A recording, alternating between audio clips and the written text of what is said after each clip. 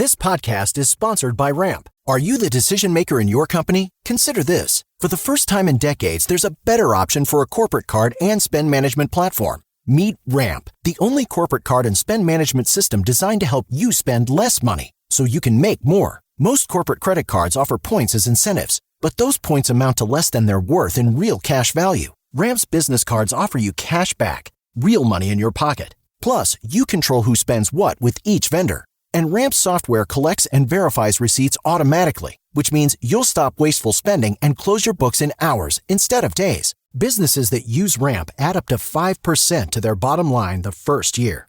If you're a decision maker, adding Ramp could be one of the best decisions you've ever made.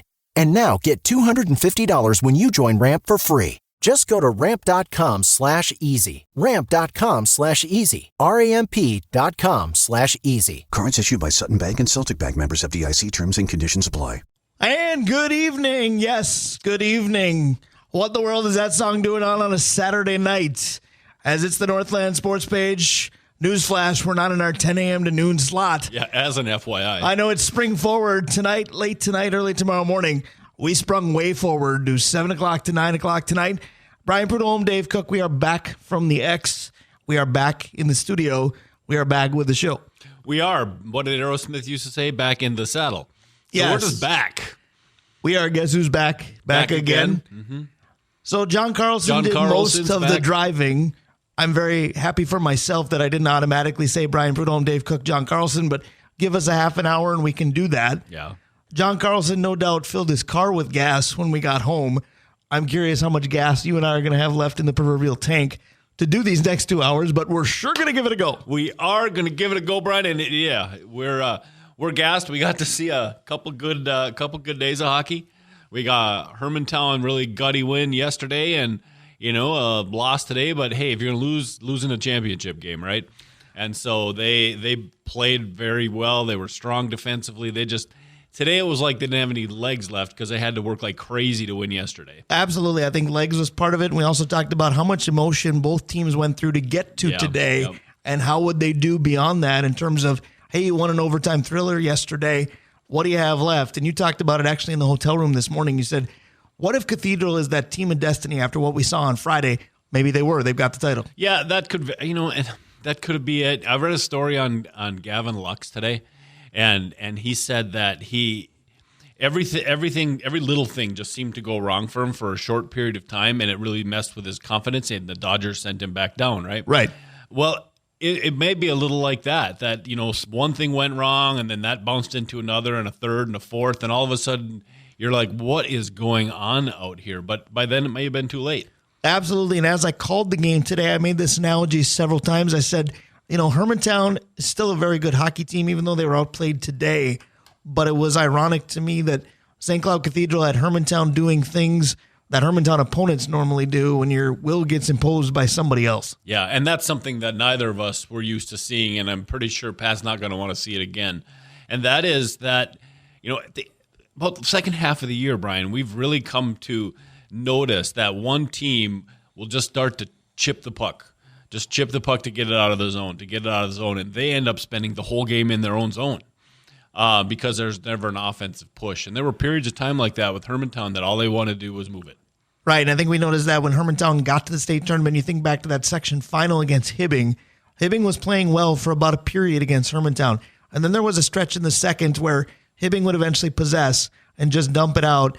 And it may have only been 1-0, maybe 2-0, but we all looked at each other and went, this might be done. Yeah. And it's just a telltale sign. It's the signature moment that the game turns. Yeah, and it's you said in the game today, he made a pass to nowhere. And nowhere is always open. Right. Right? So if you're just going to pitch it out there and there's nobody there, well, chances are nobody's going to get it. Absolutely correct. And I'll tell you what, newsflash, a lot of play-by-play guys, certainly myself, have phrases that they lean on. We were actually before the show playing some of the broadcasts back from Friday and Saturday. Yep. And there were some moments where I said, pass is a little bit too far, or pass got caught up in skates, or pass does not connect. And that felt like it was on loop today, and that's tough to win a game that way. It was, and it is tough because, I've been watching Hermantown play hockey for 25 years. Right. One of the things that they're really good at is tape to tape. They always have been. They take pride in it, and today was not that. Today was in the skates. It was one of those nights. Tip your hat to Cathedral. Absolutely. I think you have to because the Crusaders have the title. I believe they also won it in 2019. They win today 3-1 over the Hawks of Hermantown. But again, we were down at the state tournament, Jon Carlson and myself, Wednesday. You joined us when we took the trip back down on Friday. And, of course, throughout the day today, we just got back about 90 minutes ago, and we'll be here with you now for the next 2 hours till 9 o'clock.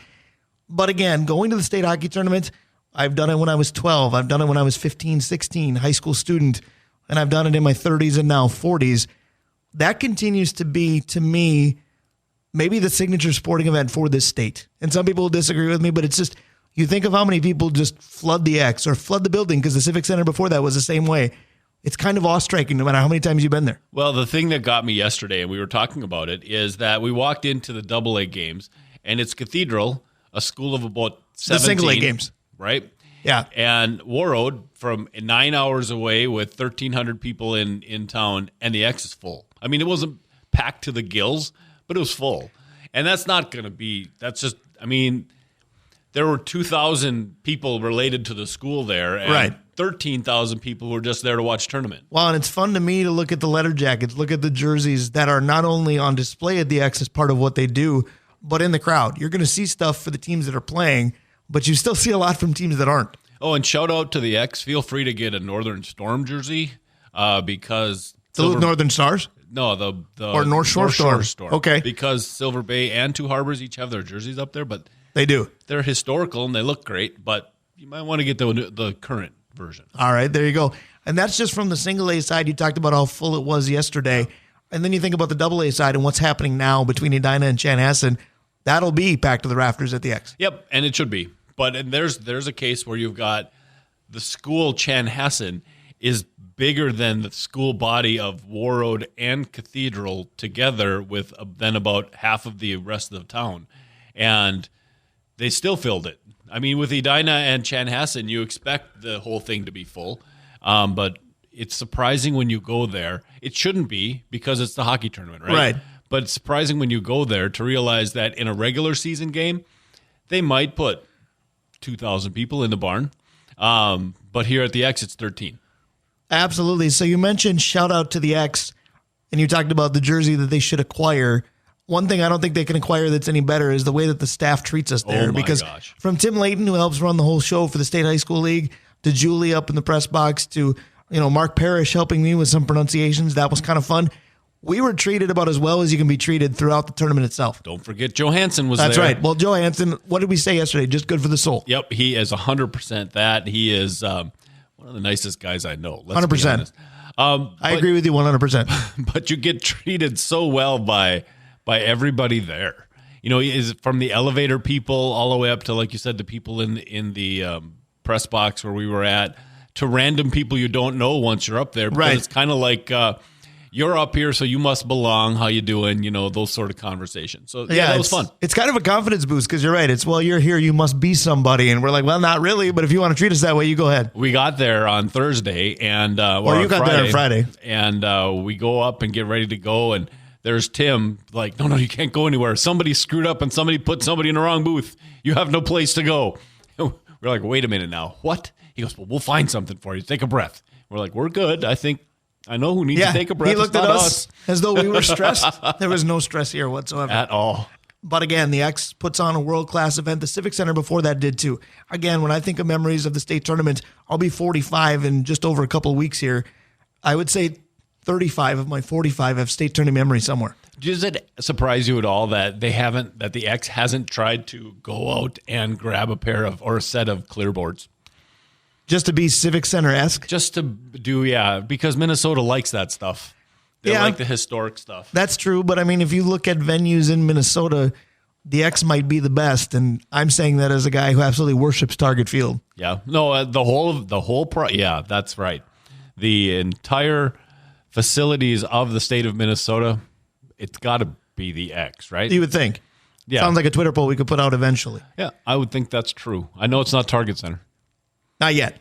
Although, that's been a busy place too. With the Women's Big Ten tournament, I mean, the Caitlin Clark following, as Chelsea Brown put it, basically the Beatles is the Iowa women's basketball team. Clarkapalooza. They are plenty of crowd-producing folks as well. Oh, 100%, but that's not because of the building. Right. People go to the X to see it. The building is there too. All right, so it's at Target Center. How do we get there again? How do we get out? With the X, it's like, let's go to a hockey game. Right. But it's interesting because as we are wanting to do, we were talking hockey and we slipped in a little basketball coverage because we're not the folks that are absolutely staunch on we love this sport and we don't like this one. We are just not like that. We love kind of all four of the majors and sprinkle in some others that aren't part of the four majors as well. But we were talking on the way down on Friday. We said, is this the signature event, like I said earlier, that the state has to offer? And we weren't really sure how to answer that. And I rephrased the question. I channeled my Topher Davis as an attorney. And I said, well, let me rephrase.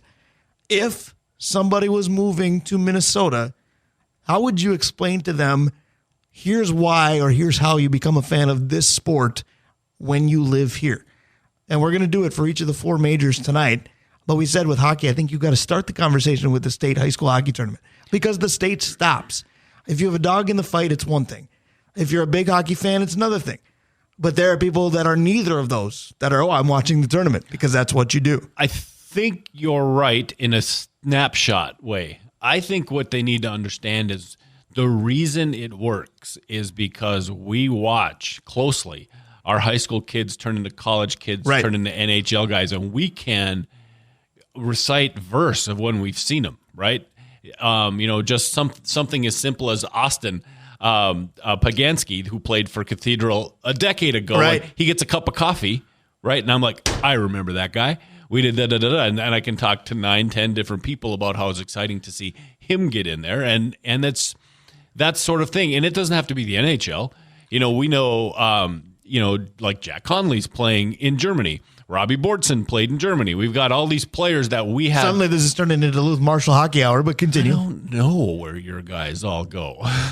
Further than yours. Go ahead. Well, ow.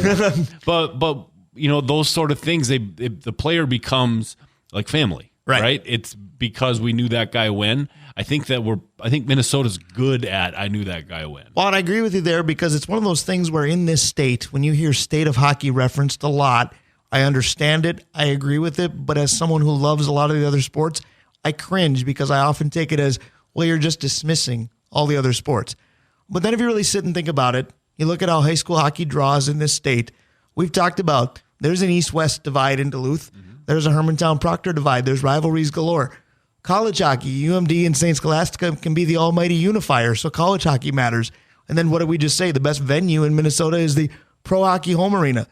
So you can love the other sports, but you can still acknowledge, it's probably the state of hockey. Yeah, and you know what? I think most people do. I think even if you're a basketball lover, you might say, well, the cities is basketball first, hockey second, and I think that's correct. It might be, yes. But absolutely, Minneapolis and St. Paul, yes. The surrounding, I don't know. But see, this is where you get into the political argument because if it's density of people, then it's a state of basketball. If it's square footage, it's a state of hockey, right? Right.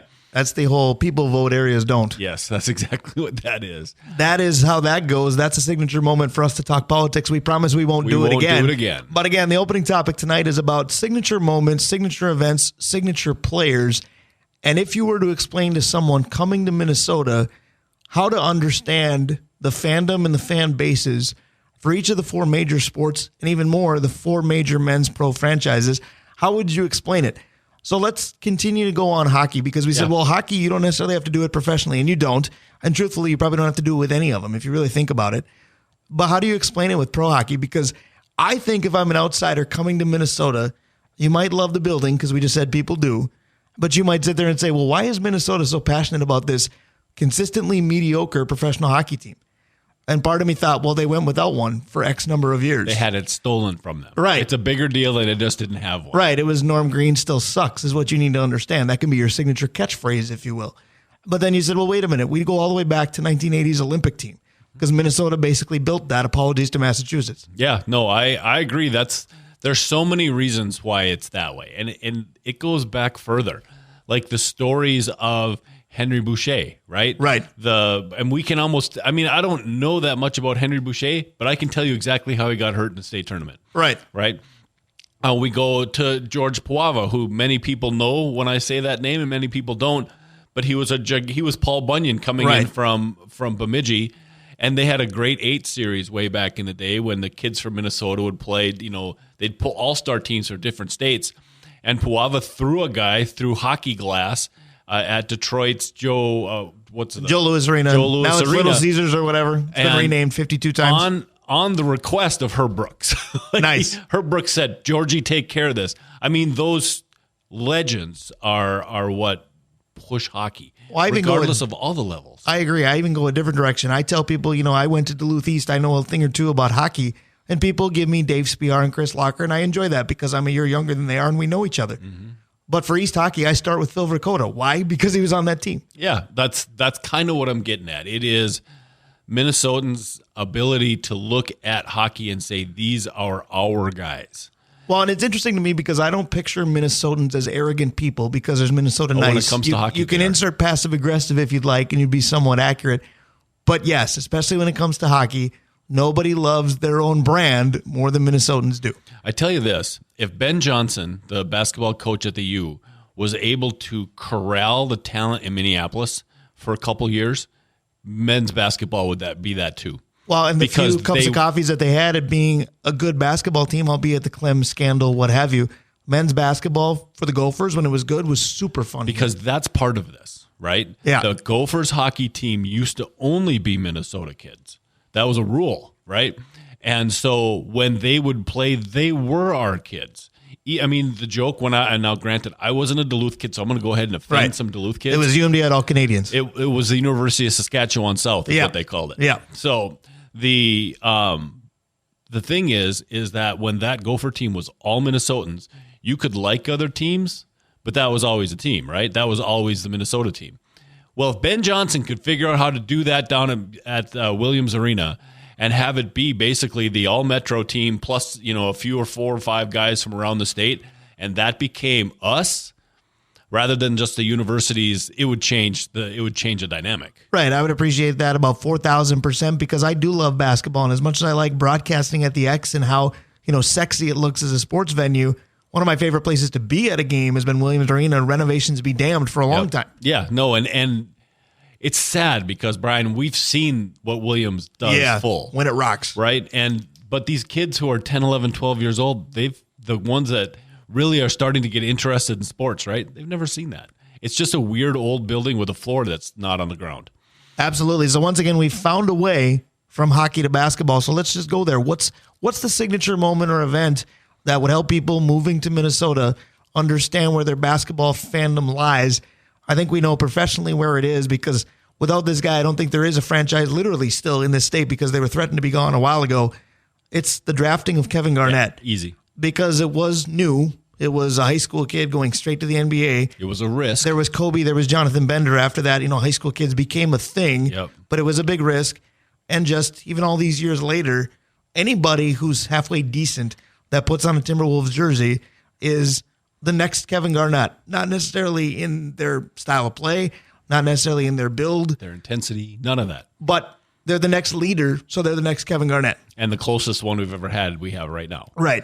But you can't explain the difference in There's no explanation of the Timberwolves at all without a whole chapter, half of the book donated to or dedicated to Kevin Garnett, which is still the idiocracy that he's not involved yet is not unfound on people.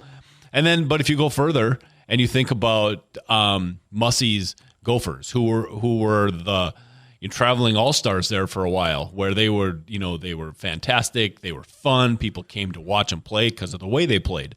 And so I think that basketball history in Minnesota professionally is a little narrow because the Lakers, my dad sort of remembers. I was going to say, Lakers, are we choosing to make it narrow because you don't have enough people around anymore to say, well, we had a team stolen from us too?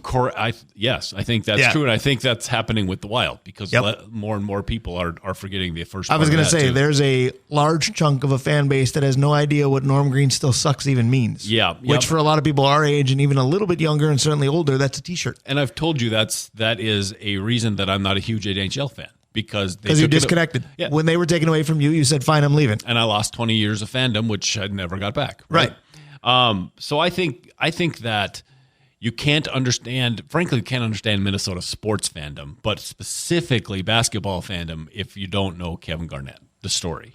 100%. So, we adopted him. It wasn't just another I was gonna basketball say, player. you forget that he didn't grow up here because we sure treat him like he did. Because I'll tell you what, when you get here and you're just out of high school, you still kind of did a lot of growing up here. State of Minnesota adopted Kevin Garnett in a heartbeat. And so he is our guy. No matter what he's doing, if he's on TV, it's like Randy Moss, right? Yep. Randy Moss is our guy. No doubt about that. I agree with you 100%. Now, baseball is right around the corner. Yeah. In fact, I was getting updates at a spring training contest, Twins over the Yankees today, as we were broadcasting the Hawks championship tilt, because I know during one of the breaks I said to you, hey, Buxton hit a home run. You looked at me like, what in God's name are you talking about? But that's what came across my phone, and it did happen. Was that batting practice? Was he still hurt, or is he in center field? We'll talk about that during Buy or Sell. Spoiler alert. But for the Twins, what do you need to understand in terms of fandom for this team? Because I went a little bit outside the box, or maybe a little bit too cute. But I said, you need to understand what the Homer Hanky means, because the Homer Hanky was a big part of the 87 series, a big part of the 91 series. And now every time they make the playoffs, no matter what color it is, it comes back.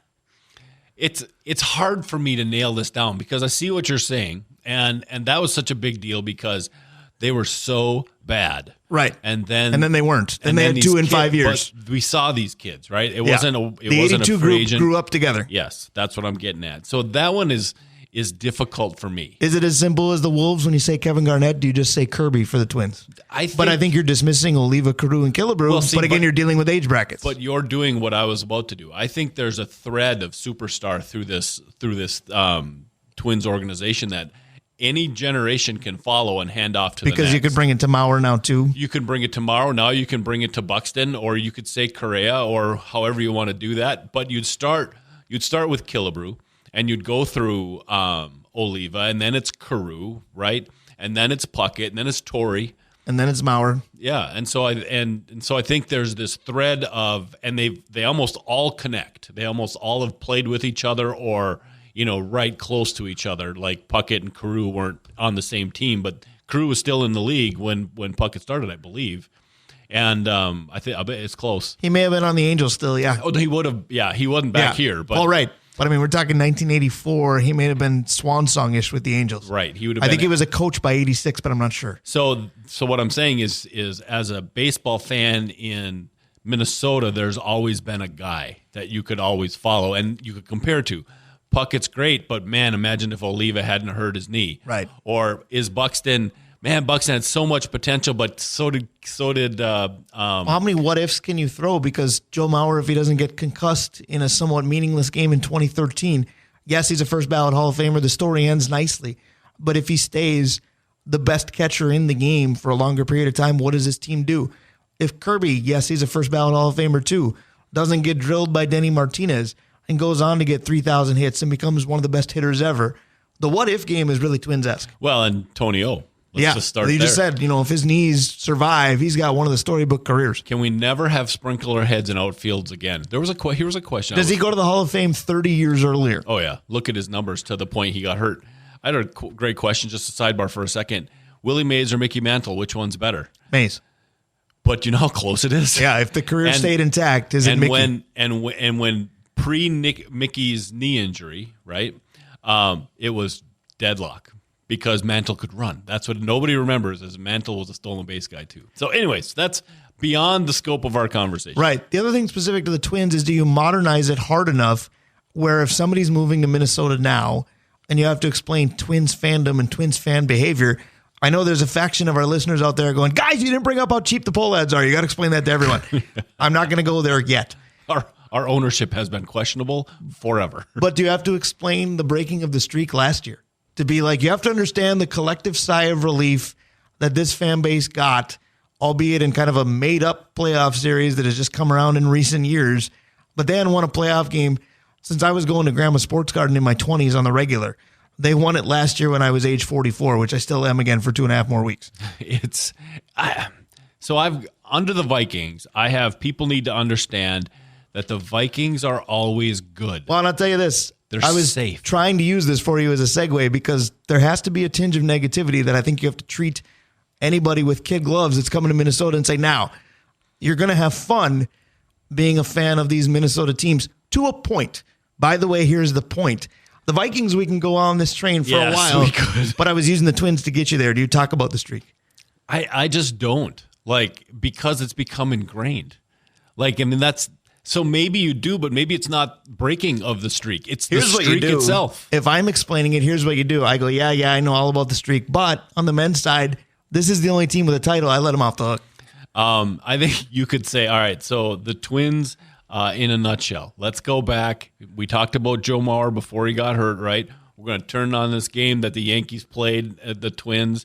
And this is the Twins. We're going to show Phil Cuzzy. This is the Twins year. And that happens, Phil Cuzzy. Thank you very much. And the Yankees go on to beat us for the rest of our lives. That's Twins baseball. On as much as Target Field is beloved, certainly by me, do you have to explain kind of the quirky joys of the Metrodome? Because all the championships took place there.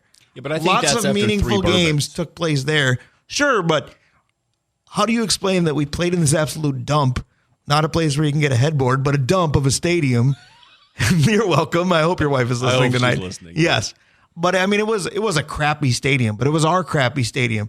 And the home team has the advantage of knowing the quirks of it. And they took every advantage they could. So the only time I really refer to the Metrodome is when people say, why did Mauer never reach those numbers again that he got as when he won the MVP? Because his wall scrapers didn't clear any walls at Target Field. And his singles didn't go to the wall for doubles. I mean, that's honestly the reason, is that the turf was so fast at the Metrodome that when he hit the ball, it went. All right, so since we're taking the turn to negative town, what better segue than how do you teach somebody about, hey, you're moving to Minnesota, you want to adopt the local team.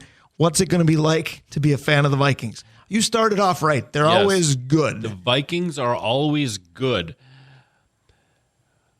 because they're good for us with the Vikings is safe. Because when they're awful, we're mad. And when they're good, we're like, oh my God, when's the shoe going to drop? Well, when they're bad, I feel like there's apathy or genuine disinterest. We want to think football's king, but we have no shot. Why do I care? Yeah, football's king. We tear people apart then. We want Zimmer out of here, this guy out of here, that guy. I mean, one failed draft, and where's Kwesi? Yeah, Kwesi's done. Kwesi's got till next year. But if they're good, they're safe. There's just a little bit more that we could do, or, that didn't go well for us. If they're really bad, we go nuts. If they're good, if they're really good, we go, oh boy, how's this going to end? So what style of negativity do you see? You know what, guys? 10-8. Because you're just saying, you know what, guys? 10-8. Because you're just saying, you know what, guys? 10-8. Just 10-8. And if you get, which is hard in a 17-game season, but go ahead. 10 wins early. If you're like 10-3, you're like, oh my God, this is going to be awful. If you're 6-5, you're like, hey, the rest of this season could be pretty good, because for our entire lives, they've been 10-6. Right? Here's what I would tell somebody. Right, but here's what I would tell somebody moving to Minnesota.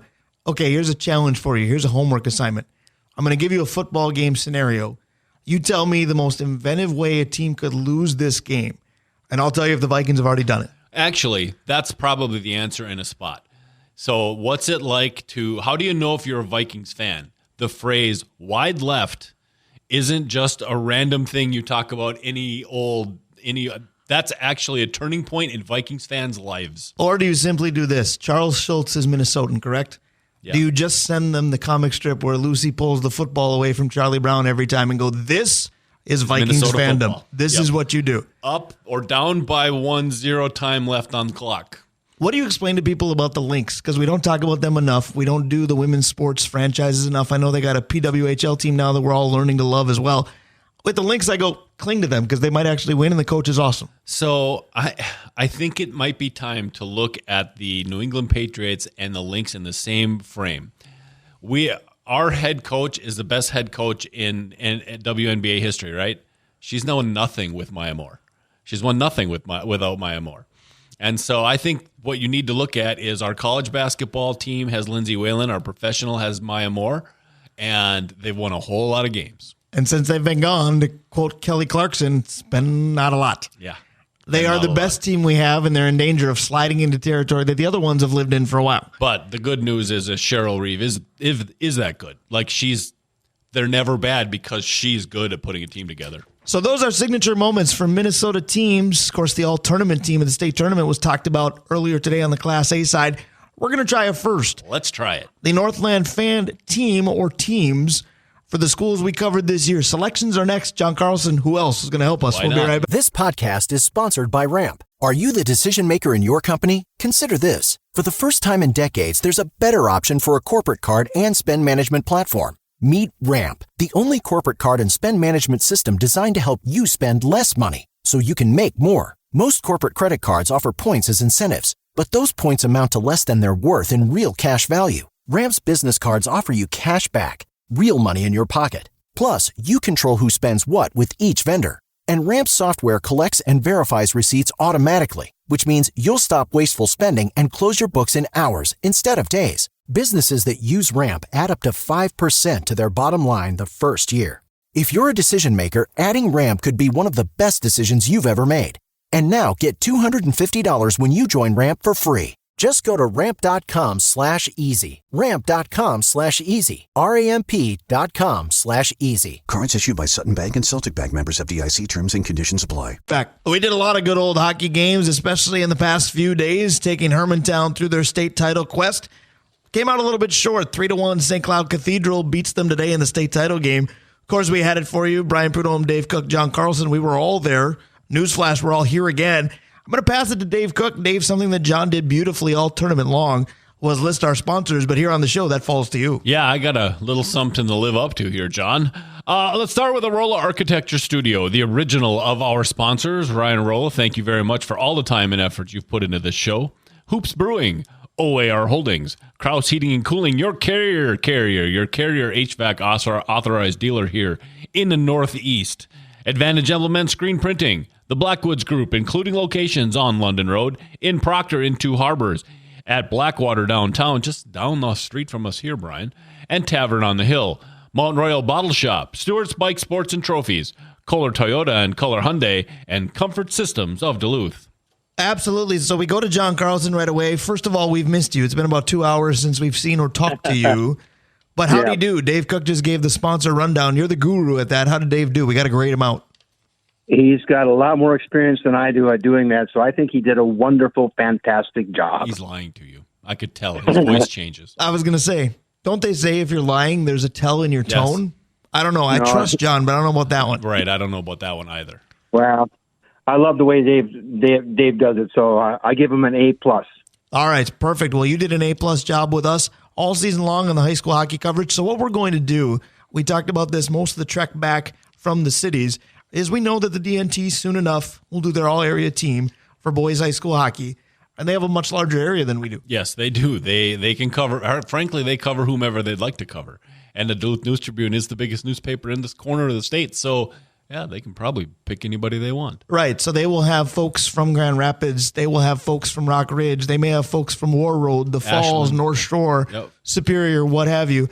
We are going to do Northland fan teams, emphasis on plural. Yes, we're gonna try to put together a 3-team, first team, second team, third team, hockey teams. Basically coverage teams for us, and it comes to the teams that we cover. So we covered this season Hermantown, Duluth East, Duluth Denfeld, Duluth Marshall, and Proctor. Yep. We sprinkled in a little bit of Cloquet. We thought about having them as part of this.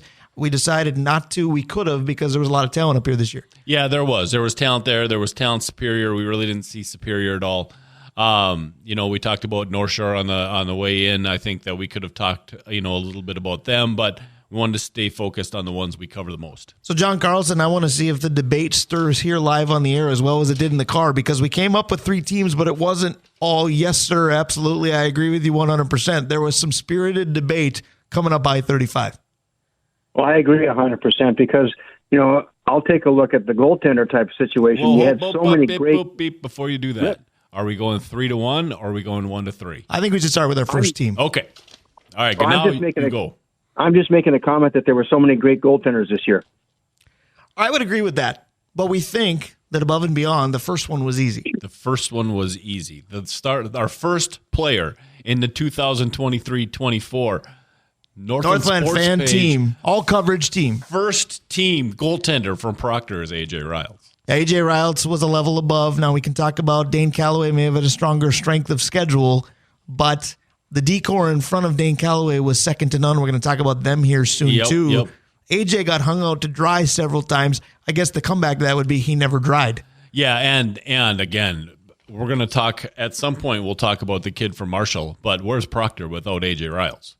Like, honestly, if you look in the mirror, Proctor fans, where's Proctor this year without AJ Riles? Oh, better, but they're not where they were. That kid can play, and he's the number one goalie in northeastern Minnesota.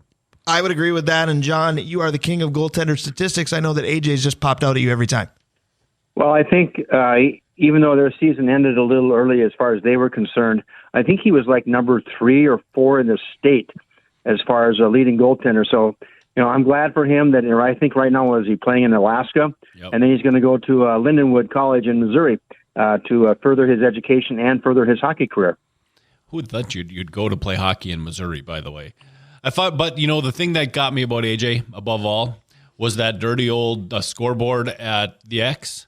His name was always on there when the Brimsick Award came up. Right. He was one of the finalists. You get into that, and it shows how good you are. Right. All right, so first-team defenseman. I was going to say, Dane Calloway didn't get the first-team goalie because the D-core in front of him was so talented, led by our D-core on this first team. Our D-core, yes, right. Absolutely. Pat Andrews loves his defensemen, so did we on the first team. Yeah, so the first one we'll go is Esther Brooks. Yeah, Will Esterbrooks was quite a story in basically the last 24 hours because he sat out the majority of the semifinal win over Matamidi.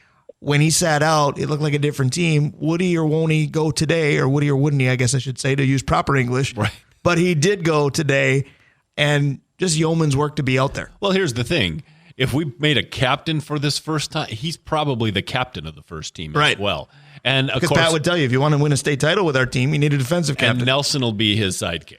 Right. I know that this is probably the one that we had. It's this one or a later one that we had the most spirited debate about. Absolutely, because, John, I know that we like the way Hermantown played defensively, but it certainly helped overcome, the exception maybe being today, a Hermantown team that didn't score like years past. Well, absolutely. And I think you have to give a lot of credit to St. Cloud Cathedral. They pretty much muddied up everything.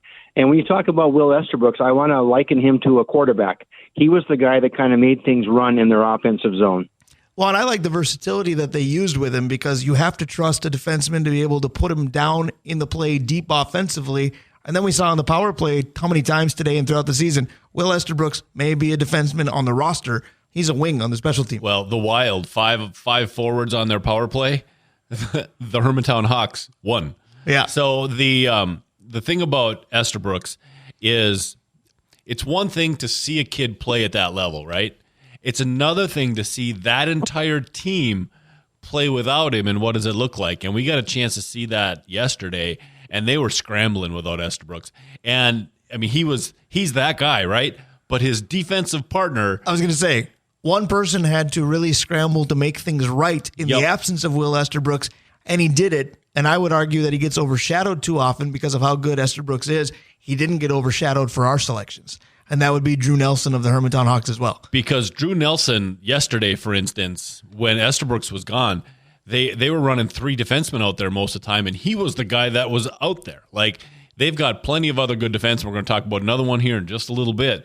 But Nelson's the guy we've been talking about for 3 years. Like you said, easily overlooked. But the last 3 or 4 times I've seen him, he's just been quietly the guy. All right, so we've got AJ Riles, we've got Will Esterbrooks, we've got Drew Nelson. We need some forwards, and the caveat is this. They are simply forwards. So if we have 3 centers, nobody could say, hey, you have 3 centers, good luck making a line out of that. This is our team. We can do what we want. It's our team. We'll cry if we'd like to. Absolutely. So I want to start with Proctor again. Yes, let's do that. Because AJ Riles was phenomenal. The defenseman in front of him played well, not as well as Hermantown's defenseman did. But you got to score to win games. AJ's going to keep you in it, but somebody's got to score a little bit. There's some electricity in the Proctor forward group as well, led by this guy. At the beginning of the year, if you'd have laid all these players out, the one kid I would say I wouldn't have even thought about putting him in here, but he absolutely belongs, is one Tanner Ross. Forward from Proctor, the guy who makes them go. We would see it shift to shift. There was a game we did earlier this season, and he took a penalty in a game that was close. And all of a sudden, it was like, how come Proctor quit playing? They're in their own zone the whole time. Then Ross hits the ice. Now it's going this way the whole time. He was the fire plug, the engine starter, the straw that stirs, whatever you want to say. Tanner Ross, wait out next year. He's going to be good. Well, and he was also a bit of a grit and grind type player because, John, I think of a game that we did this year where Tanner Ross took a big hit and struggled to come off the ice. And we all said, if he's done, they might be done. Well, he was kind of hockey's version of Willis Reed. You blinked and he was back, and then he was playing really well. Yeah, but I remember that game, and I remember as he skated off, he looked like he was on Rubber Lake Street from the old wrestling days. But he got to the bench, had the trainer look at him a little bit, back on the ice, let's go. So Tanner Ross is the first forward to make our first team. The next forward, Duluth East had an interesting season. Record-wise, it wasn't that great. Strength of schedule, they may have had the best one. Hermantown's is very, very good. Duluth East is probably just a little bit better in terms of strength of schedule. And that contributed maybe to a poor record. Steve Petosha will tell you, when we're going well, we're pretty good. When we're not, we're not. And they weren't very good when Thomas Gunderson wasn't available. And when they were going, he was a huge reason why. The guy is as good a hockey player as there is up here this year. Like, he sees the ice, he's physical. When he shoots, right? And had an ability to time big moments with big goals. Like, he tied those two things together. He was one of the easiest ones to put on this list. It was like, okay, so it's Esterbrook and Gunderson, and all right, so let's fill the rest of the team out. That's exactly how it went. And John, I think of something that you say to me on a regular basis during games, that you listen to the names that I'm repeating when I'm doing the play-by-play. The East games we did, when things got steadied for Duluth East, there's another guy we're going to talk about here soon that was a big factor. But when they needed a finisher, it was Thomas Gunderson. I agree 100%. And I kind of think I know who you're going to talk about as far as the other East player that was kind of there all the time with Thomas Gunderson. And he was a treasure to watch this year and also last year. He'll be on the neck. I was going to say, we'll get to him him soon. He just missed the cut for the first team. And because the gentleman that's going to round out the first team at a forward, I kind of chuckled at Dave Cook before the show because Dave had a brain fart, if you will, where he forgot the last name because I only call him by his first name. Apparently, this is hockey's version of Cher or Madonna because Dave just calls him River. Well, and I do that in everything I do with Hermantown. It's like, how's River? Yes, because it's River Freeman. And it's a player that we've seen go from, this Freeman kid, he's going to be okay when he gets older, to the last, 10 days? All of a sudden, he is that guy. He's a force of nature when he's going and when he's got legs underneath him, because I think he really spent everything yesterday to get to this game. But, I mean, he's closer for them, right? On the hockey team, he's a D1 baseball guy. He's a starting running back, but he put that team on his back the other day and got them to a championship game. And he's not a senior, guys. He's coming back. So. I was going to say, Pat Andrews called him after you did. I think he agreed with you and kind of ran with it. The next stud that Hermantown has at forward. Yep. And so he rounds out our first team. They get a lot of in-depth discussion. We may discuss the next two teams a little bit less just for the sake of time. But still, great players aplenty up here in our coverage of high school hockey this season. Hence why we were able to come up with three teams. Let's start team number 2 with a goaltender from a team that finished second in the state. It's Dane Calloway. That schedule is hard to beat. His team plays well defensively, so he'll talk about his vacations where you forget he's back there. But then when he was up to the task time and time again. Yeah, there's people that are going to say, wait a minute, Callaway, how can you have Callaway when you've got all these other goaltenders? Well, that's because they play everybody, right? And Dane has moments that I think drive hockey people nuts. We talked about some of those on the air, where there's a face-off coming in your end and you're hoping your fans cheer louder and you're the one trying to orchestrate it. But he played, the teams he plays, and then the numbers that John quote, and then you see him in big games, like, how can you not? Well, and John, this is going to be the second time that I'm going to give you a similar thought in this segment, but this was, again, a Hermantown team that didn't score, lighting up the scoreboard like previous years. So the good goaltending that Dane Calloway's given them throughout his whole Hawks career had to be spotlighted a little bit more because you're not winning 8-1. You're winning 3-1, 2-0, what have you. You take a look at what he did this year. I think his statistics were he ranked like 5th in the state on a lot of different things.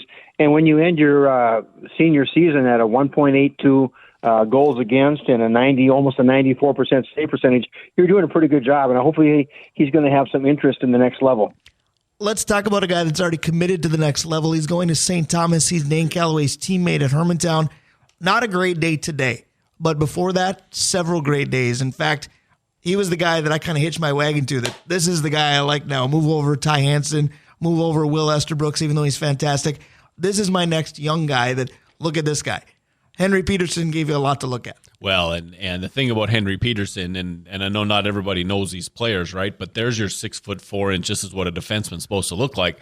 But he wasn't one of those guys that was big and his skill had to catch him, right? He was very skilled and then he got bigger. And so, you know, we talk about that with forwards in basketball, right? So he was a 6'2" point guard and then got a 7-inch growth spurt. And now he's a forward who can handle. Well, Henry Peterson is a guy who has gone from a smaller defenseman who can do everything to this, like, that's what they're supposed to look like kind of guy. I think my fun fact for Henry Peterson is what Pat Andrews told us last week. He might be the first Division I commit to commit before scoring his first high school goal. Yeah, right. I think we actually talked about that. We did, absolutely. And John, I want to come to you with this because I know certainly on Friday and probably throughout portions of today, the anxiety, the nerves of being a Hermantown fan, Hermantown alum got to you a little bit. So players that can calm you down some are nice to have. Henry Peterson had to give you a calming factor every once in a while. Well, absolutely. And you know, when we do the broadcast, when we do the broadcast, we try to be as neutral as possible. But I think my 1971 alumni feelings come through every now and then. And especially yesterday when they scored when River Freeman scored that goal, it's just like, oh, my hands were pumping in the air. But Henry Peterson does a great job of trying to calm down everything. And he and Esther Brooks are nice calming factors like the quarterbacks that we talked about. I was going to say, we've got two teams that we're still putting together here out of three so far. And you've got three Hermantown defensemen already on it. That's pretty much proof of how good they play defensively. The other defenseman on this second team comes from a team that if they had played better defensively throughout the year would have had a better year. Oh.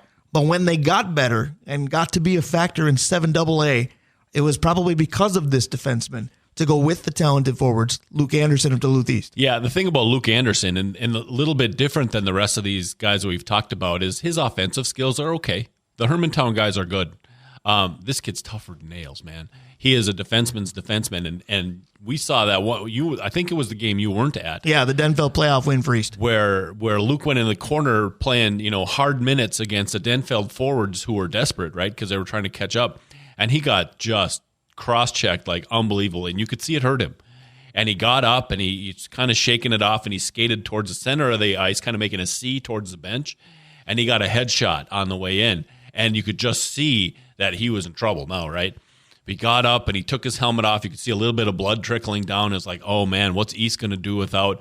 Trainer put him aside, put a couple of stitches in him. Steve made sure he sat until the trainer cleared him of all concussion stuff, and he was back on the ice, played heavy minutes the rest of the way. And that's when I looked at John and I said, that's the guy you want. That guy right there. Certainly a gritty effort. And John, I'm going to keep us moving just for the sake of time here. But since Dave mentioned a game against Denfeld, our first forward on the second team is going to be Valtteri Luutelampi, because it felt like early on in the year especially that every time we turned around, we were doing Denfeld games. And Luutelampi was a talent that was a sight to behold. And then, of course, with the John Scott injury, he had to be. He was basically the best forward by a landslide on that Denfeld team. The hardest part about his game was the pronunciation. Everything else was a joy to watch. I think it took me like 3 or 4 games before I finally got it right. And one of the things that he reminded me of was that kid from Chisholm that went on to play in the NHL. He's a pretty good player. And so he has great vision on the ice, and that was always fun to watch Scott him Perunovich character. You had the game whatever, kind of likened to him. Name is. Yes. Yeah, he had great vision. He was able to, be able to be the guy that passed it on to the guy that would finish for you. Talking about short forwards who could do just about everything. It goes the next one pretty easily. It certainly does. We talked about during the first team, there's going to be another guy from Duluth East that will come up on the second team. His name's Noah Tang. And he might be the one we could talk the most about. Right? Because both John and I just adore the way he plays. When momentum changes for East, the middle of the momentum change is Tang. Like, he's the guy that made something happen that all of a sudden tipped the ice the other direction. All right, so we got to keep moving. We got one more forward on the second team, and it's a guy who had one whale of a tournament. In fact, was on the state tournament all-tournament team. AJ Francisco probably deserves to be higher. He maybe got penalized for playing in the youth level Olympics because he was just out of the high school hockey season. And I think because of the hype behind him with that selection, he was a victim of expectations. He started to live up to it late in the season, for Pat Andrews, that's got to be a I can't wait till next year type moment. Yeah, I mean, that's the thing. If you think you're out of the woods with Hermantown, their forwards coming back are pretty good. And he's one of them, and he sees the ice so well, and he did such a nice job in the tournament. All right, so let's whip through the third team because we are really, really pressed for time, but these guys are worthy of honorable mentions, and another senior goaltender kicks it off. Absolutely. Duluth Denfeld's Mr. Doyle is Connor in the nets. Doyle is certainly deserving. And he's a guy that should have probably got more love over time, but he's just surrounded by such talent. And then we're going to go to our defenseman, who we all really like from Proctor, Mr. Pavlovich, right? Yep. Carson Pavlovich had a whale of a season, playing right now in New Mexico, of all places, but Kenan Riles of Proctor has done the same thing. He has the perfect build for a defenseman at about 6'3" and about 210 pounds. And next to him, then, our first Duluth Marshall player is Leighton Anderson, who is almost exactly the opposite Probably of that. vastly underrated also. I think so, because when Thomas Ojard went down and he was their best player defensively, Leighton Anderson had to make a decision, really. Am I just going to wait for Thomas to come back next year, or am I going to try to be the guy? And he became the guy. 100%. Let's stay on the Marshall train because their forwards are going to be good for years to come. This is a super young team, and one of their forwards, who statistically may not lead in any of the categories, goals, assists, points, whatever, but when you look at the 200-foot game, I think he's the best of the bunch. He might be the best of the area right now with the 200-foot game, because he's always in all four corners. You're going to find Kyler Black. He is going to be doing something. He's taking a penalty. He's making a pass. He's hitting somebody in the corner. Kyler Black is a name to remember. The next player didn't play enough to be higher on the roster. If he would have, he might have been on the first team because his team went south without him. Yep, and when he came back, he was still their leading scorer, and that's John Scott. Right. Duluth Denfeld's John Scott, he was the guy. And then when he got dinged up, it really turned their season around. Speaking of turning things around, when Hermantown couldn't score the way they did in seasons past, they had to play lunch bucket hockey, and I think I said that 300 times at the state tournament. Yep. The ringleader of this is our last guy on the forwards for the third team, Josh Kalpanen. Stats, he probably doesn't have one. All-around game, you won it. Yeah, you really did. And he was such a grinder. You know, even today when it didn't turn out the way you wanted it to, even today he was that guy. 100%. So real quick with our MVP, Jon Carlson, we're doing it 3-star style. Dave Cook, go ahead. All right, so our MVPs, and this isn't best, right? This is most valuable. Most valuable to your team. Yep, and as we always do with 3 stars, we're picking more than 3, but we're limiting ourselves to 4, John, because we're splitting a number 3. All right, Dave, 3rd star. Okay. 3rd star split between Thomas Gunderson and Kenan Smith, the goaltender for Duluth Marshall. We talked about Gunderson. Marshall's nowhere without their goalie this year. Right, pressured galore. Unbelievable. Usually 3-1 shots against, not in Duluth Marshall's favor, but Kenan Smith standing on his head did the job. Our number 2 MVP, and again, didn't play enough, John Scott. We just talked about him. John Scott on Denfeld made Denfeld a different team. I was going to say the value was proven. The old song says, don't know what you got till it's gone. And then the MVP, I think we saw it yesterday because when he went out, that Matamidi win almost turned completely upside down. Will Esterbrooks, right, Jon Carlson? Absolutely, and one of the things that I just want to quickly just put in real as an aside here, you're going to be able to see a lot of these players on Tuesday night, right, Dave? Yes, absolutely. We've got the All-Star hockey game. It's over at Heritage. The girls' game starts at 6 or 5. The girls' game starts at 5:30, and for those that like the girls' hockey, is such a great thing to watch. A lot of the girls from the champion Warroad team are going to be there as well, and also from the boys' side, a lot of like Carson Pilgrim's going to be there, and also you're going to have Mina Hines from Proctor did a great job, and Marvin Cordes. I was going to say Marvin Cordes, the big star of Warroad, will be there. Speaking of big stars, Jon Carlson, this season you were one of ours. Thank you, buddy. We'll see you soon. All right, take care, man. Thanks, John. Absolutely. That's Jon Carlson. That's our first crack at Northland Fan High School Boys Hockey team selections, 1st, 2nd, and 3rd. Don't blink. We're going to take the world's quickest timeout and come right back. Stick around. This podcast is sponsored by Ramp. Are you the decision maker in your company? Consider this. For the first time in decades, there's a better option for a corporate card and spend management platform. Meet Ramp, the only corporate card and spend management system designed to help you spend less money so you can make more. Most corporate credit cards offer points as incentives, but those points amount to less than their worth in real cash value. Ramp's business cards offer you cash back, real money in your pocket. Plus, you control who spends what with each vendor. And Ramp's software collects and verifies receipts automatically, which means you'll stop wasteful spending and close your books in hours instead of days. Businesses that use Ramp add up to 5% to their bottom line the first year. If you're a decision maker, adding Ramp could be one of the best decisions you've ever made. And now get $250 when you join Ramp for free. Just go to ramp.com/easy. Ramp.com/easy. RAMP.com/easy. Cards issued by Sutton Bank and Celtic Bank, members of FDIC. Terms and conditions apply. Back here on the Northland Sports Page Prime Time Edition, it's time to play buy or sell. But first, we encourage you to buy what our sponsors are selling, Dave Cook. Absolutely. We're going to start again with Arola Architecture Studio, Hoops Brewing, OAR Holdings, Kraus Heating and Cooling, your Carrier HVAC authorized dealer, Advantage Elboman Screen Printing, the Blackwoods Group, including their locations, Tavern on the Hill, Blackwater right downtown, locations in Two Harbors, in Proctor, and on London Road, Mount Royal Bottle Shop, Stewart's Bike Sports and Trophies, Kohler Toyota, Kohler Hyundai, and Comfort Systems. All right, so we're going to play buy or sell as we do every week. Here's how it works. I'm going to give a statement for each of the four major leagues. If Dave agrees, he's going to buy and tell me why. If he disagrees, he's going to sell and tell me why. Dave's responsibility besides that is determine the order in which we play. How would you like to do it today? We're doing it turbo style. We are going to finish with the NFL, so let's start with the Major League Baseballs. All right, Major League Baseball. Now, this segues from something I told you today. Byron Buxton in a spring training win had a heck of a day. I believe multiple extra base hits, including a home run. Buy or sell, because you've been enthusiastic and encouraged by, they say he's playing center, and we're supposed to believe it to this point. Buy or sell that this is the year that Byron Buxton finally puts it all together. Oh, if he plays center field with his buddy Correa and a team that has a chance to win a lot if he's good, yeah, I think if he can play this year, he's at the right age. He's seen how it works. He's seen success on a team basis. Yeah, if he's healthy, this is his year. All right, so I agree with you, but you said if. I challenge you to take the if away. Is he going to do it or not? Just make a prediction. I can't say yes because he hasn't proven in 3 years that he can play center field for any length of time, and he does not help them as a designated hitter. I was going to say, I'm going to begrudgingly say sell that he doesn't figure it out, and I understand why the Twins are doing this because the fans would riot if they didn't, but the fact that we keep needing to acquire insurance policies tells me that they're not entirely sold on him either, or not buying what he's supposedly able to do. The Margot deal tells me what aren't they telling us? And Austin Martin doesn't have a sniff. So, I mean, if they felt Buxton was in and Martin just needed a little seasoning, they could season a 27-year-old on the bench.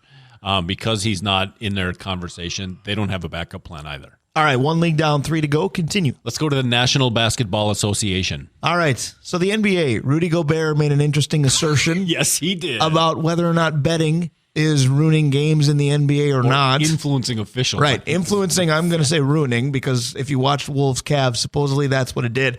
But I'm not going to go that direction with Rudy. Oh, good. I'm going to go this direction. Last year, when Cat was out, Rudy was not good. In fact, that's where the Herschel Walker assertions came from, fair or not. Cat's out again for an extended period of time.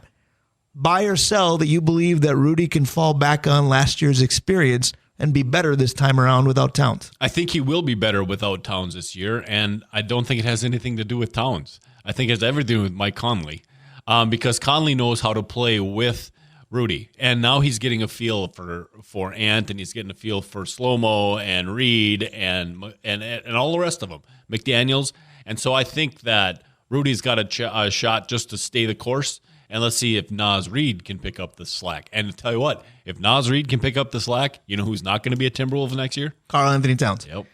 I'm going to buy that Rudy's going to be fine without Towns as well. And for a lot of the reasons that you said, because I think some of it, we say this about high school athletes, to some extent college, not as much about pro, but I think you have to. I think for Rudy, a lot of it is between the ears. Yep. I think last year it was, oh my gosh, this isn't a system I'm familiar with. The system I was supposed to be in with Towns isn't here because he's not here. What do I do? What do I do? What do I do? And a lot of times he guessed wrong. There's no guessing to Rudy Gobert's game right now. Nope. He's not adjusting to those around him because he doesn't care. He's just, this is what I'm good at. This is what I bring, and I'm bringing it. And it's been very good for the Timberwolves to this point.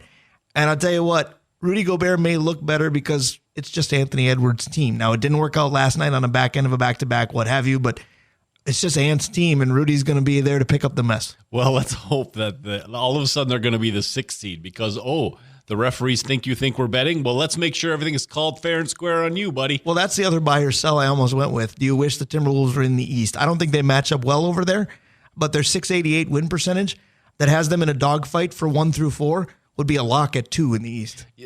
What I'm saying is that the officials are going to be like, "Oh, I'm sorry, Mr. Gobert, that was you a guys foul." thought you weren't getting calls before? Exactly. Check us out now. All right, so we've got a couple National left. Hockey Association. All right, it's not an association. I'm not sure what the NHA would be, but the NHL, the National Hockey Been League. a long day. All right, so buy or sell was basically what the Wild played. They sold plenty. Yeah. So I'm going to keep it simple because we're pressed for time. But buy or sell that you're now officially in who cares mode for the Wild. You're asking me that. Yes, That's I am. The thing. I've been in that, probably built the boat that everybody who's getting on the bandwagon is in. Because the Wild have been out of it for so long. I don't want them to be the 8 seed and just get blown out by the 1 seed. I don't care to see that. So I don't care. All right, so I'm going the Dave Cook route because I'm going to care, but I'm going to care in a way that you would. We're going to see a lot of kids play. We are. I want to see, with the salary cap constraints finally coming off this team soon, what kids are worth keeping and what kids aren't worth keeping. Good call. And you're going to get 20 games to see that. Yep, that's a good call, Brian. I was So thinking I channeled my inner Dave Cook Yep. and said, young kids, I want to see what they have. All right, I want to hear this National Football League thing you were talking about. All right, we're going to have time to touch on this later on, too, because we got a whole segment of just you and me at the end of the show, but I'm just going to put it out there. Yeah. Kirk rumors galore. Yep. Atlanta is going to have him in no time. Yep. Some people say this is all a game. He's coming back to Minnesota. Buy or sell that Kirk Cousins' days as a Minnesota Viking are over. They're over. And the thing is nobody should be mad at either the Vikings or Kirk Cousins. If somebody rolls in and the number I saw today, and I read that to you, 3 years, $180 million guaranteed. I thought it was 120. $120 million. 180 would be ridiculous. 120, $40 million a year. It might have been. Anyways, doesn't matter. 3 years guaranteed at that amount. One, the Vikings cannot pay that. They don't have a deep enough roster to pay that. Two, Kirk Cousins would be crazy not to go. If the Vikings say, you love it here, we'll give you 1 year, 45 guaranteed that whole first year. And if these two things break right, we'll guarantee season 2. Honestly, if they do anything more than that, it's almost wrong for the franchise. Not just for Kirk, but it would hurt the franchise long term because they don't have any money.